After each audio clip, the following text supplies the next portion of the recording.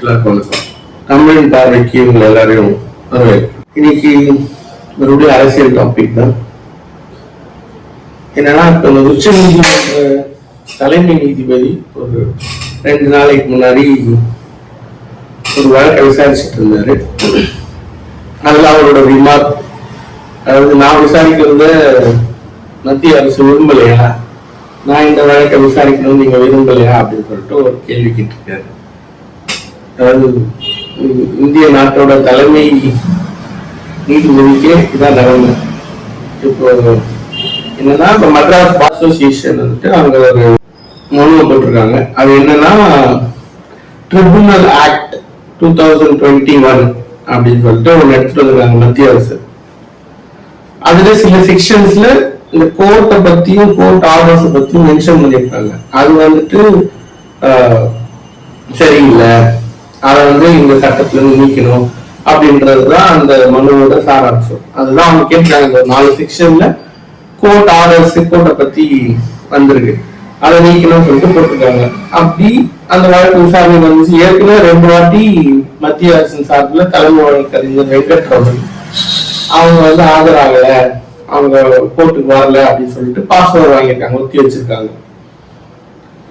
முன்னாடி மறுபடியும் அதே மாதிரி வந்துட்டு அவங்களோட அசிஸ்டன்ட் வந்துட்டு சொல்றாங்க, இந்த மாதிரி நம்ம தலைமை வழக்கறிஞர் பிஸியா இருக்காரு, வேற ஒரு வேலையில, அதனால இன்னைக்கு வர முடியாது, மறுபடியும் பாஸ்வேர்ட் பண்ணும் போதுதான் நம்ம உச்ச நீதிமன்ற தலைமை நீதிபதி இப்படி ஒரு ரிமார்க் சொல்றாரு. நான் விசாரிக்கணும்னு நீங்க விரும்பல, ஏன்னா அவர் நவம்பர் 24 ரிட்டையர் ஆகிறாரு. ஸோ நான் விசாரிக்கணும்னு நீங்க விரும்புன்னு நினைக்கிறேன், அதனாலதான் இது மாதிரி தள்ளி போடுறீங்க.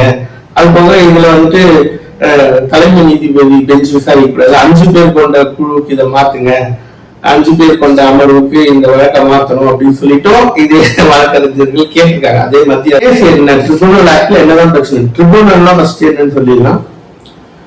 இப்போ ஒரு கான்ஃபிளிக்ட் இருக்கு, ஒரு பிரச்சனை இருக்கு, நிறைய ட்ரிபுனல்ஸ் இருக்கு. இன்கம் டாக்ஸ் ட்ரிபுனல், அப்புறம் டெப்ட் ரிகவரி ட்ரிபுனல் அப்படி சொல்லிட்டு மொத்தமா ஒரு 21 ட்ரிபுனல் இருக்கு.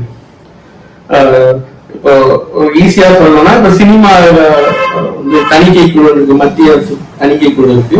அவங்க ஒரு படத்தை பார்த்துட்டு இல்ல நாங்க இதுக்கு சர்டிபிகேட் கொடுக்க மாட்டோம், நீங்க ட்ரிபுனல் போய்க்கோங்க, நீங்க மேல்முறையீடுக்கு போங்க அப்படின்னு சொன்னா, அப்போ வேற மாநிலத்துல இருந்து அதுக்குன்னு ஒரு குழு இருக்கும், அவங்க பார்த்துட்டு அதுக்கு சர்டிஃபை பண்றதா இல்லையா அப்படின்னு சொல்லிட்டு ஒண்ணு இருக்கு.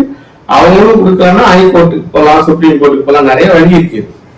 ஆனா இந்த மாதிரி ஒரு ஸ்பெஷலைஸ்ட் அந்த செக்ஷன்ல ஸ்பெஷலைஸ்ட் ஆன ஆளுங்களை வச்சு ஒரு குழு அமைப்பாங்க. அந்த குழு அமைக்கிறத பத்தின ஒரு ஆக்ட், ஒரு லா. அந்த லால என்னதான் பிரச்சனை அப்படின்னா, ஒரு 4 செக்ஷன்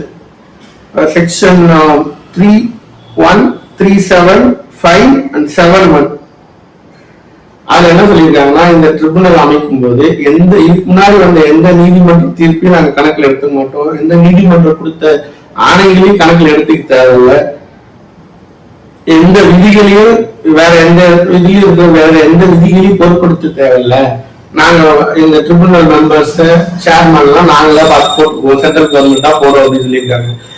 இந்த கோர்ட் ஆர்டர்ஸ், கோர்ட்டோட தீர்ப்புகள், கோர்ட்டோட ஆணைகளை ஃபாலோ பண்ண வேண்டாம் அப்படின்னு சொல்லியிருக்கிற அந்த வார்த்தைகளை நீக்கணும்னு சொல்லிட்டுதான் அசோசியேஷன் சுப்ரீம் கோர்ட்ல வழக்கு போட்டிருக்கு. அது சம்பந்தமான விவாதமே பண்ணல மத்திய அரசு. ஸோ அதாவது அவங்களோட அத்தாரிட்டியை கொஸ்டின் பண்றது தப்பா இருக்கு. பட் என்ன பண்றது, கான்ஸ்டிடியூஷனலா நமக்கு அதுக்கு அதிகாரம் இருக்கு, அதாவது சட்டத்துல வழி இருக்கு. கோர்ட்டுக்கு போய் இந்த மத்திய அரசோ மாநில அரசோ எடுத்துட்டு சட்டம் இந்திய அரசமைப்பு படி செல்லுமா செல்லாதா, அது வேலிடிட்டி என்ன அப்படின்னு கேட்கிற உரிமை ஒவ்வொரு குடிமகனுக்கு இருக்கு. இந்த பார் அசோசியேஷனே போயிருக்காங்க, இருந்தாலும் மத்திய அரசு முரண் பிடிக்குது, நாங்க வரமாட்டோம், எப்படியும் நீங்க நவம்பர் தலைவர் ரிட்டையர் ஆக போறீங்களா அப்படின்ற மாதிரி இருந்தாங்க. ஆனா இப்ப தலைமை நீதிபதி திரு B.R. கவாய் அவங்க தெளிவா சொல்லிட்டாங்க, நீங்க வரீங்களோ இல்லையோ நவம்பர் 10 நான் இதுக்கு ஒரு ஆர்டர் பாஸ் பண்ணிடுவேன். அது மேபி 5 பெஞ்சுக்கு இந்த கேஸை தள்ளி வைக்கிறதா, அதை மாத்தி விடுறதாவும் இருக்கலாம், வேற எந்த ஆர்டரும் இருக்கலாம். நம்ம நவம்பர் 10 வரைக்கும் இதுக்கு வெயிட் பண்ணி தான் ஆகணும். உச்ச நீதிமன்ற தலைமை நீதிபதிக்கு நம்ம இதான் நிலைமை. அடுத்த வீடியோல பார்ப்போம். நன்றி.